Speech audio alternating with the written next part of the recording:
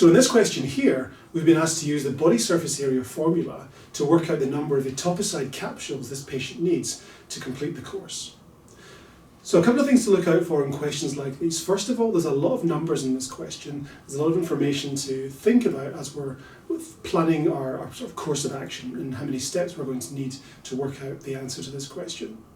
Also, when looking at the body surface area formula, which we have up here, be very careful with the units which we have. We must have the height in centimetres, the weight in kilograms, and importantly, don't forget the square root of the whole answer that you get at the end. This may sound silly, but practice using the square root function in your calculator so you know which order to press the square root button in. Let's start working out the question.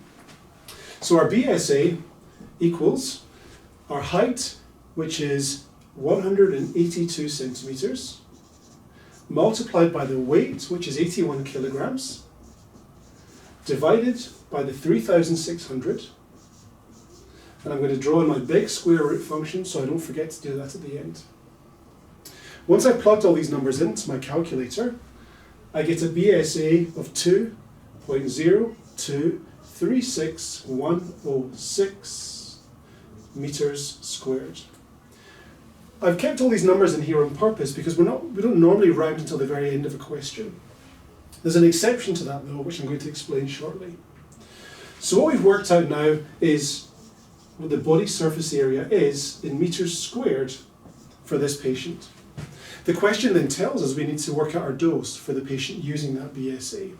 So the dose is the BSA multiplied by 0.2 grams. And when we take the BSA times the 0.2 grams, we get a dose of 0.40472221 grams. And that is our dose for this patient. We know from the question we have etoposide capsules which are 100 milligrams. And the question is asking us how many of these do we need. So I'm going to convert this number here from grams into milligrams. So if we do that just over here, that's 404.7221 milligrams. And that's the number of milligrams this patient needs per day. Now this is where things change a bit. If we multiply that number by 5 days, we'll get a much bigger number, over 2,000 milligrams. If we then divide that by 5 days to work out what the number of capsules is per day, we'll end up with an answer of 20.2 or 20.3, which you would then round up to 21 to make sure we supply enough. But that's not correct, because if you have 21 capsules divided by 5 days as a daily dose, that doesn't make sense. What would you actually supply the patient? That doesn't make sense to take the 21 and divide by 5 days, because your daily dose would not be a whole number of capsules and therefore not possible in real life.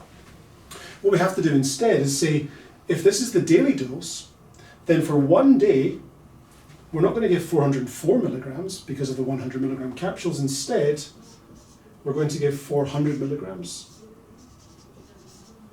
which of course is 4 capsules, as each one is 100 milligrams.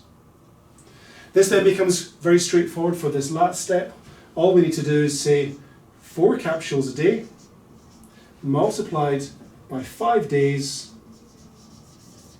giving us the answer of 20 capsules.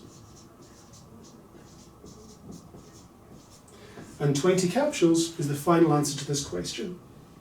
So notice that over here I was saying don't round at all, because we want to keep all the numbers until the end of the question, but the exception is where we have a daily dose like this, which doesn't make sense in real life, and we'd have to convert at the daily dose stage before multiplying by the number of days to give us the answer. If you want to learn more about that, you can look at the formulae regulation website, the GPHC website and the pre-reg manual, and they have many learning points in the exam preparation section, which will tell you and give you further examples of this twist to the rounding questions. So the answer to this question is 20 capsules.